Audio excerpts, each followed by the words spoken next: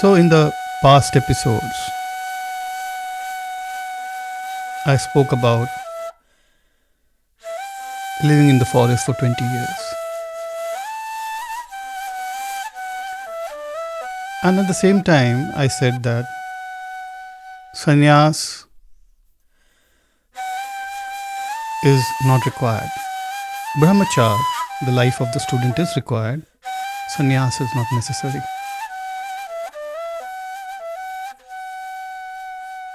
But then why did I live in the forest for 20 years?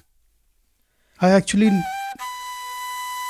did not live in the forest for 20 years continuously. From a very young age, I would leave my house without permission from my parents and wander off. When the first time when I did it, I mentioned that in my book, Devtaon Ki Maun. And I suggest you should all read it. I'm not trying to promote the book here. But if you want to know the circumstances and situations and the experiences that troubled me, because of which I went into the forest.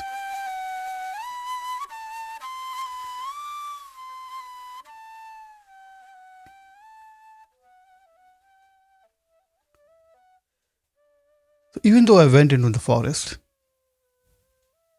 I kept returning back to my home from time to time. I have no idea of the timing of things, but whenever there was a crisis, a problem, a situation, or a festival being celebrated in the house, I was always there.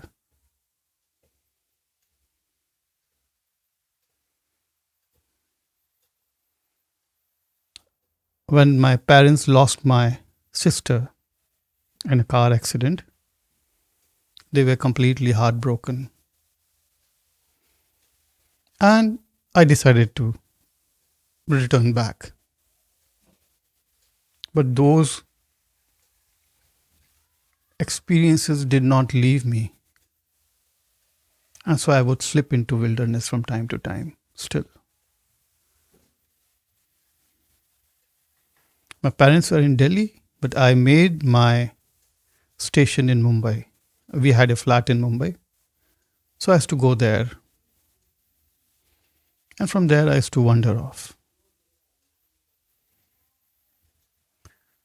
This process of in and out continued.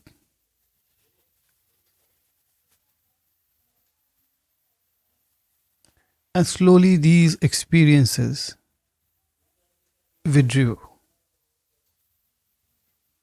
took a back seat. Because I was constantly now aware of my true body. I will call it Sharir because Purusha is the best way it is expressed. A Purusha is a totality.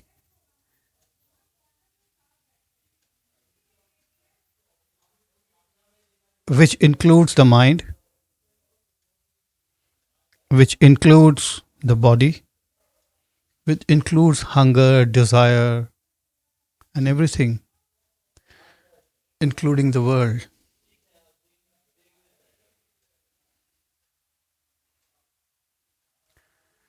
So you can hear there's a lot of noise because this time I'm recording in the evening rather than early morning.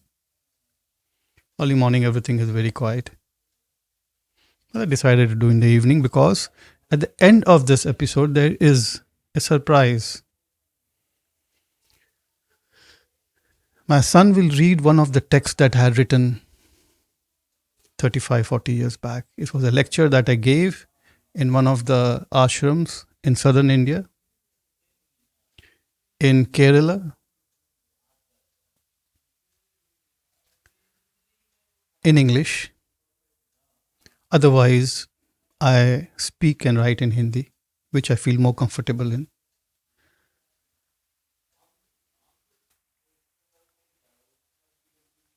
So I was always coming back, and always my timing of my return was perfect because whenever there was crisis in my family, I was there. I never abandoned my parents, my family, and I was there when they needed me the most. As I said, when I lost my sister, they were shattered. It took them several years to come out of the loss. And it was then that I decided that I'll stay with them. And they had accepted my coming in and out, going here and there. Within few years of the death of my sister, I got married.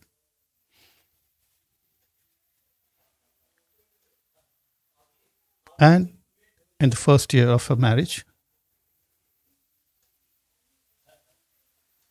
around a year and a half, I had my son. But I still preferred to be in Mumbai because Mumbai gave me the freedom to move around. My wife and my kid moved to Delhi. They stayed there. And after 2.5 years, I had my daughter, twin daughter. So when they were born, I decided to stay at home. A girl needs a father. They need all the care. And so I shifted home permanently. And I would do my meditation from time to time. And from a very tender age, 2, 3, my kids started telling me, they made a joke about it. So whenever I'm sleeping, they would say, Papa is visualizing, he's meditating. Whether I'm meditating or sleeping, for them, it was that I am meditating and sleeping. And they would literally keep quiet or go into some other room and not disturb me. Same thing with my wife. And as my kid grew up, I had to find a permanent way to have them educated. So I had to work, do something, writing fillers here and there is not going to pay the bill. My parents are writers. Father was retired. There was a case going against him with Times of India, so he was not getting any pensions, nothing. And what does a writer earn? You cannot even pay your electricity bill on that earning. So I started doing what I was good at: drawing cartoons, doing animation, doing VFX, editing telefilms and feature films. At the same time, I wrote a huge, massive 800-page volume of Mahabharata. And having completed it, I showed it to one of the most famous writer, Krishna Sopti. She went through all the 800-page, and on every page, there were several notes on the margin. Going through her notes, I corrected the book.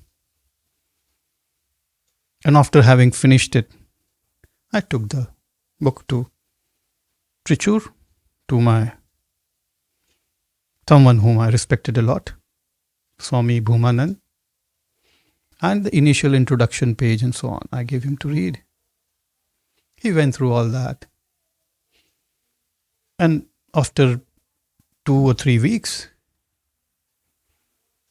he called me and I sat with him. And he said, Where is Dharma? These are wonderful stories, very modern, very spiritual. But where is Dharma? Where is the threads of karma dictating how Dharma unfolds? Anyway, when I returned back after a month, I took the manuscript, which was huge, went to Gorai Beach in Mumbai. It's not exactly in Mumbai, it is Mud Island. और मैंने उसे विसर्जित कर दिया सागर में. I deposited the book into the ocean and left it to it and returned back. Some of the parts of it can be glimpsed in the poetic collection. The saint, the courtesan and the saint, the courtesan and the saint. You can see there on the screen. And also on this video of what the book is about. So let me play back. Now this only has an audio, a voiceover of the introduction part, the introductory part, prologue part. And we'll continue this from there.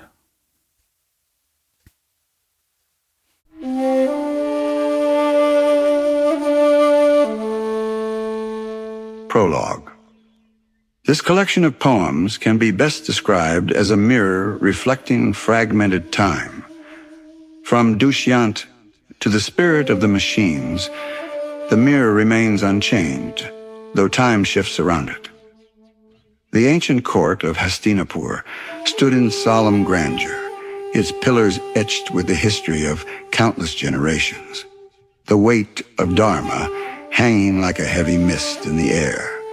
In this hall, where kings and sages once deliberated the fate of empires, a new assembly had gathered, an assembly unlike any before.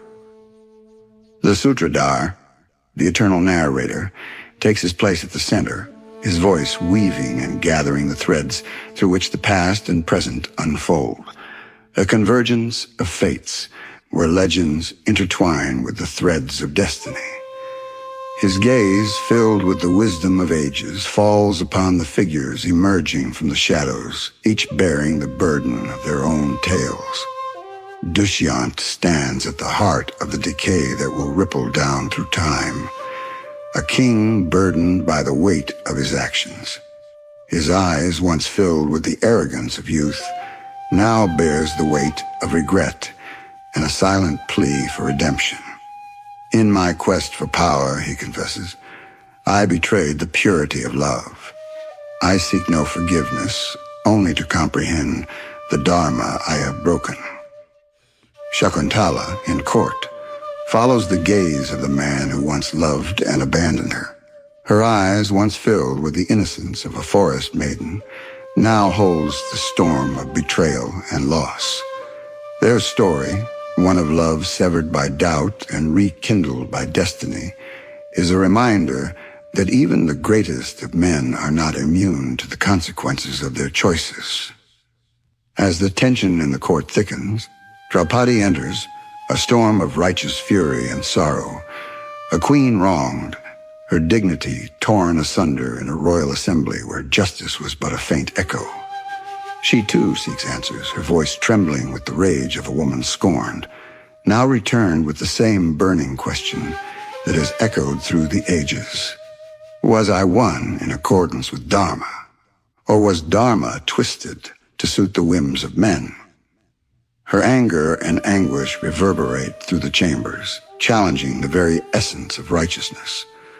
The silent judgment of the assembly speaks louder than words, a testament to the corruption of power and the fragility of virtue. The courtesan and the saint take their places, embodiments of the dualities that define existence. desire and renunciation, sin and salvation. Their stories, though seemingly divergent, are threads of the same fabric woven to the larger narrative of human life. The courtesan, resplendent in her beauty, walks gracefully yet heavily with the knowledge of her own worth. Her life, one of service to pleasure and power, is a testament to the complexities of desire and virtue. I, too, am a victim of dharma, she whispers, used by kings and discarded by saints. Yet in my heart, I seek the true meaning of the laws that bind us all. The saint, a figure of serenity, is haunted by the contradictions of his path. I renounced the world, Tulsida said, but the world's shadows followed me. Can dharma be found in denial, or must it be embraced in the heart of chaos? Among the collection stands the Brahmin, a figure of wisdom and mystery, whose presence signifies the eternal struggle between knowledge and ignorance, between the sacred and the profane. Only the knower who sees is a Brahmin in its truest sense. The little boy carries the weight of existence. Dharma is neither solid nor subtle. It is the thread that weaves through every action, binding the heavens and earth. But who among us has the wisdom to discern its true path? As these figures take their places, the kingfisher, the embodiment of nature's elegance and the symbol of fleeting beauty, flutters above, observing the gathering with an omniscient eye. Its presence reminds all that life, like the kingfisher's flight, is both transient and eternal. In this gathering, change is inevitable. It arrives like a tempest, uprooting the old and making way for the new. The world spins on the loom of time, a voice intones, and we are but threads in its vast tapestry. Change, personified as a relentless force, sweeps into the court like a gust of wind. I am the inevitable, it declares, the destroyer of illusions and the harbinger of truth. In my wake, nothing remains as it was, yet from my hands, new destinies are forged. The arrival of this force, relentless and unforgiving, demands that each of us confront our past, our beliefs, and our place in the grand scheme of things. The air grows thick with anticipation as the arrival signals the convergence of destinies. I am the moment, it whispers when all paths cross and the veil of time is lifted. What was once hidden shall be revealed, and the judgments of the past shall be reconciled. And then there is the question of God, the omnipresent, the elusive, the unfathomable. Is God a being of mercy or wrath? Is he the creator or the destroyer? The answers, as elusive as the deity himself, lie hidden in the depths of our souls, waiting to be unearthed. Can the figure of God enter the silence of quiet contemplation? In the heart of every soul, we are told by gurus, teachers, and prophets, resides the divine spark. Yet, in the name of that spark, how many have been condemned? What is the true nature of the divine? Judgment or mercy, wrath or love?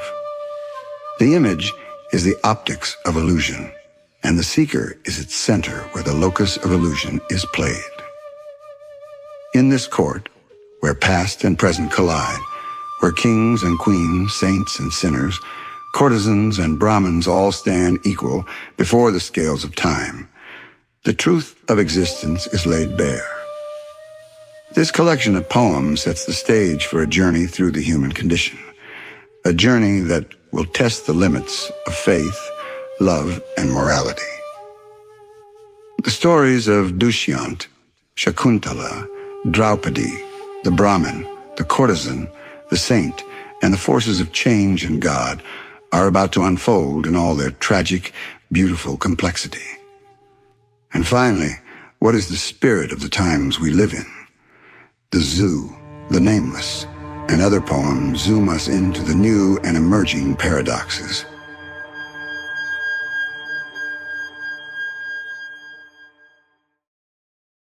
Okay, so that's the poetic collection reduced to less than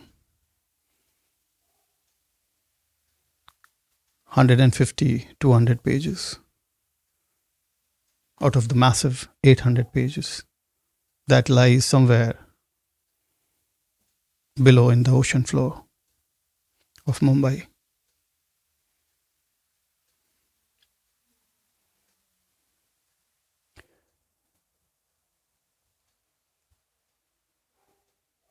Both the book, The Loom of Time, and the poetic collection was written in the 90s, before my marriage and some years after my marriage. Devtaon Ke Maun, as you know, was written 3 years back. Devtaon Ka Maun is about the forest life. The Loom of Time deals with the city, the urban life. But it's a fictional depiction of, so it has a biographical element. If somebody wants to know my love life, a lot of stuff are there, can read it. They're fictionalized, names are changed, characters are changed, and sometimes situation and things have been shortened.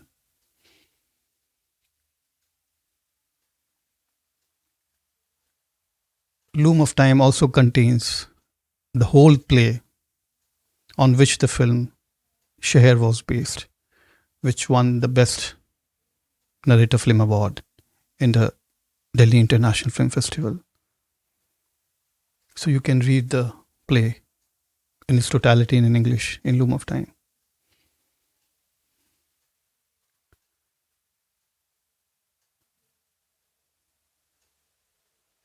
So since I returned home,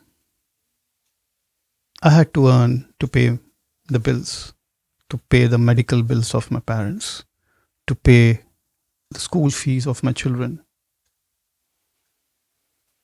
And at the same time, to be what I am. Like I said, once you awaken, you realize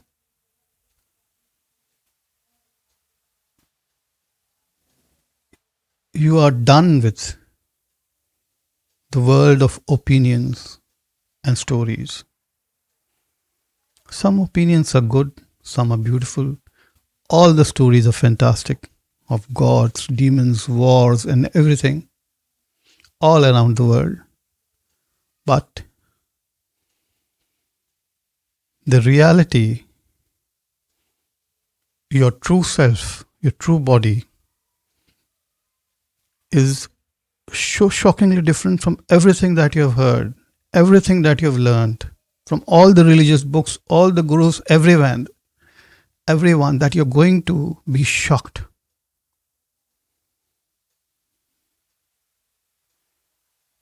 Everything will melt away. Awakening is the ultimate solvent that dissolves everything.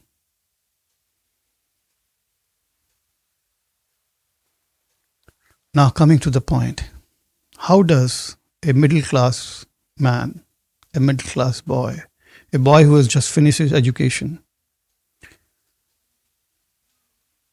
wants to get awakened, wants to become a seeker, where does he start? Where has he to start? In my book, Devtaon Ke Maun, I have explained in some details some events in my life that changed me.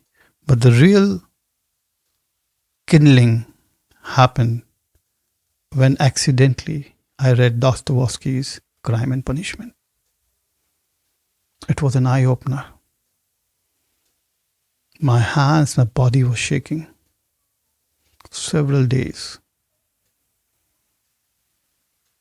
So I used to have this experience which all the spiritual people talk about. 360-degree vision, watching yourselves, out of the body experience, near death experience. All those experiences are immaterial to the second awakening that happens through literature.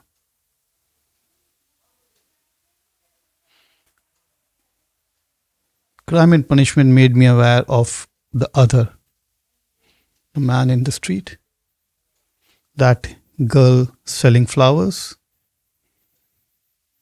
that thief who's the pickpocket who's stealing somebody's wallet in the train. I was seeing everything.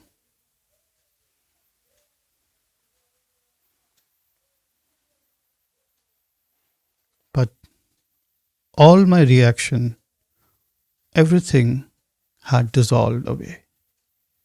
That doesn't mean that I didn't have a thought of my own,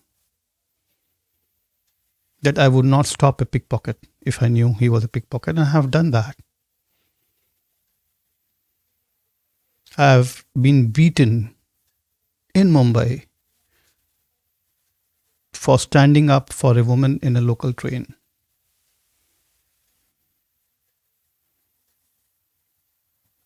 If you ask my mother, you will come to know how much times I have been beaten up.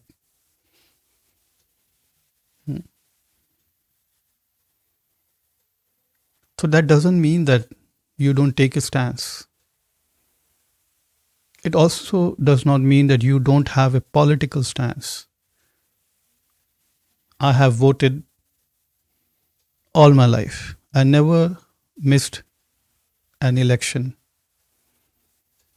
So I have a political view also. Everyone has it. Some just don't make it public. What is the political view of Krishnamurti?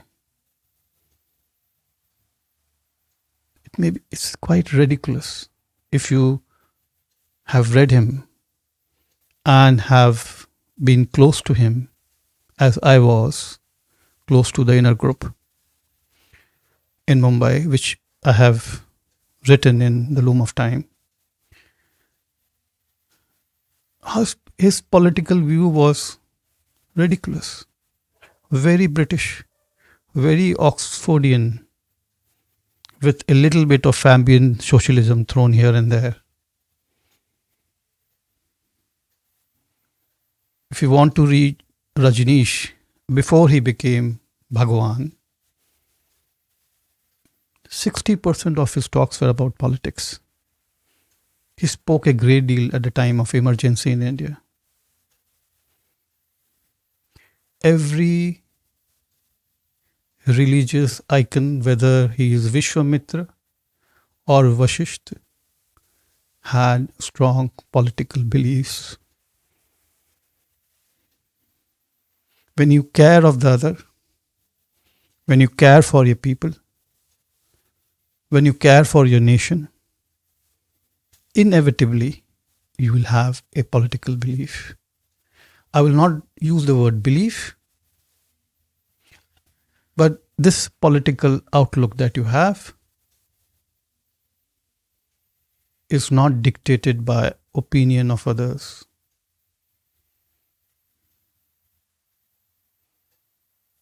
What is the political belief that I can have? And I don't carry it from day to day. But let's say what happened yesterday in the parliament. In your living with your family, your television is always running and you can always hear it. So you have one of the leaders of the opposition always flashing a red book. And he calls the red book the Constitution of India. Is the red book the Constitution of India? Why is he wrapped in a red color? Is it Chinese Mao's red book? Or does it symbolizes? It's a metaphor of revolution. What is the content of the red book? Is it the Constitution of India as envisioned by Ambedkar? Or by his dynastic family?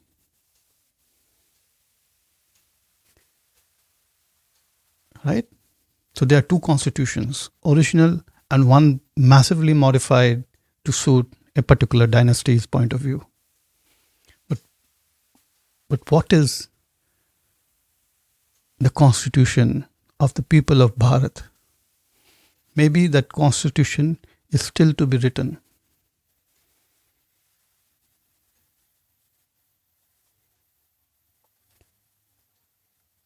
But you cannot talk all this in public. But that is a glimpse into what a political view one may hold. Over time, I has voted for all kind of people. And many have not even won the elections. So you can see how my political calculations are. They may be very pathetic. But I think if there has to be, and there has to be some organization, there has to be an organizing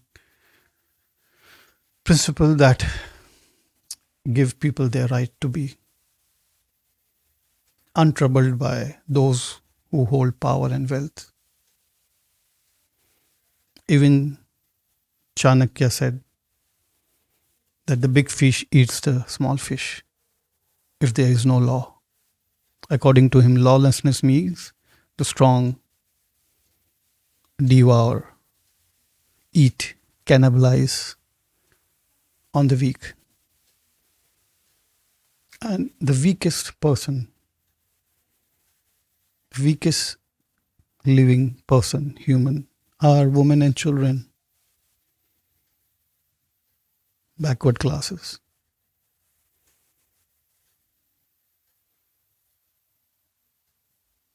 Farmers, some of them. I come from a farmer's family. Small farmers, not very rich, barely able to make the day-to-day life. It's very difficult to sustain yourself today as a farmer. As a writer, because I come from a writing family. So I'll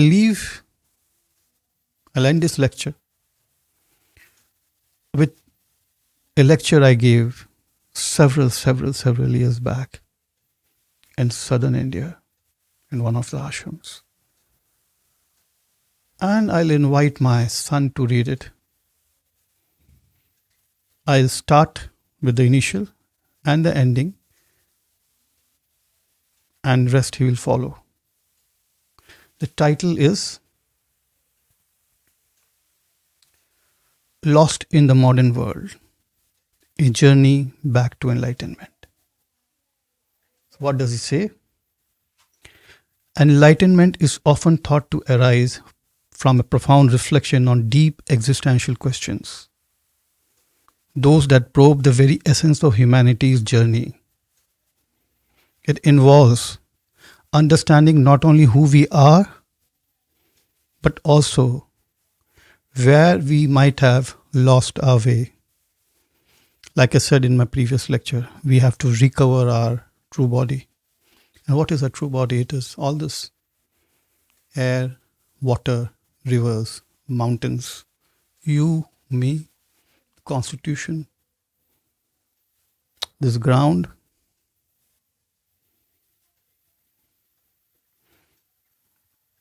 So it involves understanding not only who we are, but also where we might have lost our way. In the fast-paced, often distracted world we live in, the process of awakening can feel distant and elusive. We wonder, where did we go wrong? How did we move so far from the wisdom that once guided us? Throughout history, thinkers from all walks of life, philosophers, spiritual leaders, scientists, have grappled with the concept of enlightenment, questioning the very experience of awakening, and have meditated on the human development. They have offered varying paths to understanding ourselves and the world around us. Yet, a common thread runs through their work. A belief in the possibility of awakening to a deeper truth. The search for enlightenment is not just an intellectual pursuit, but an experiential one, an inner awakening to the nature of existence. Some argue that in modern times, we have lost touch with these deeper, more spiritual forms of wisdom. We have become fixated on material success, wealth, external power, and goals, that while they might bring temporary satisfaction, they often leave us feeling unfulfilled. In our pursuit of the more and more outside ourselves, we may have forgotten the more within us, the profound growth and self awareness that arise from quiet reflection, inner peace, and connection to something greater than our individual selves. Others, however, might suggest that the concept of enlightenment isn't so much of a singular wrong turn, but rather the ongoing process of navigating the complexities of the human experience. They might argue that enlightenment isn't a destination but a journey, one that requires constant introspection, humility, and adaptation. It's not about reaching a fixed state of being, it's about cultivating the wisdom to face life's inevitable challenges with clarity and grace. So the question arises, is there a specific moment or shift where you think humanity lost its way? Or is it more of a pervasive, ongoing sense of disconnection from something deeper, something sacred or transcendent? Perhaps it's not a singular moment, but a slow erosion, an unintentional drift from a more enlightened state. The answer may vary depending on one's perspective, but the need for introspection remains. To begin your own journey of awakening, it is essential to start with a deep, honest reflection on where we, as individuals and as collective, may have lost our way. This journey requires both introspection and urgency, a willingness to look inward, to confront uncomfortable truths, and to embrace the process of awakening. It's a call to return to the roots of our shared humanity, where the potential for wisdom and compassion lies dormant, waiting to be rediscovered. This is not merely an academic pursuit, but an encounter with crisis and anxiety. The crisis of being disconnected from our true nature, the anxiety of living in a world that seems to constantly pull us away from the inner peace. And yet, it is through this very crisis that the opportunity for awakening arises. It's an invitation to rediscover what it means to be truly alive, fully aware, and deeply connected to the world around us. You have to simultaneously be in a reflective, critical, and hopeful journey. You always have to be a seeker. And as a seeker, you have to be reflective, critical, and at the same time hopeful.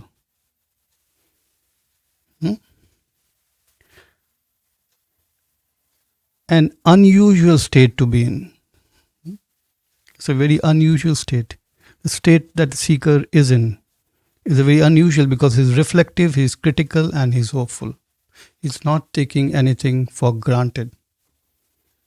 He has abandoned the way of opinion and is now walking in the way of truth.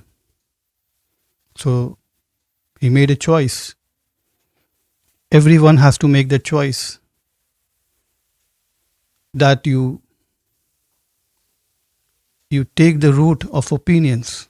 And even the Upanishad it says that Pitra, this way leads to the Pitralok. This way leads to the smoke. And this way leads to the fire, to the brilliance, to light.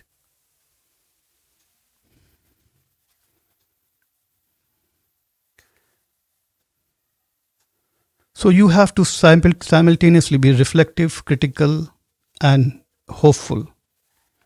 An unusual state to be in, where the weight of the question you ask meets the openness of the answer that have yet to unfold, where the weight of the question you ask meets the openness of the answer that are yet to unfold.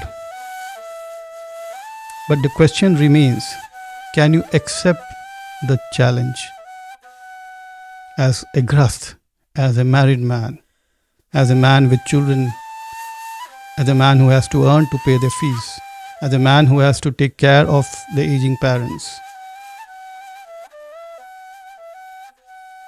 So, are you ready for that challenge? Can you embrace this delicate balance of searching, questioning, and believing in the possibility of a transformation? If you can, your journey starts now, right in this moment, when the decision to awaken becomes more than just a thought, but a commitment to living with intention, awareness, and a willingness to evolve.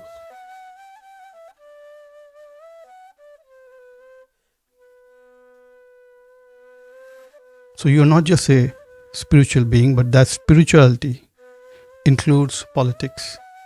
It includes everything. And your journey starts by first taking care of your family and then the world.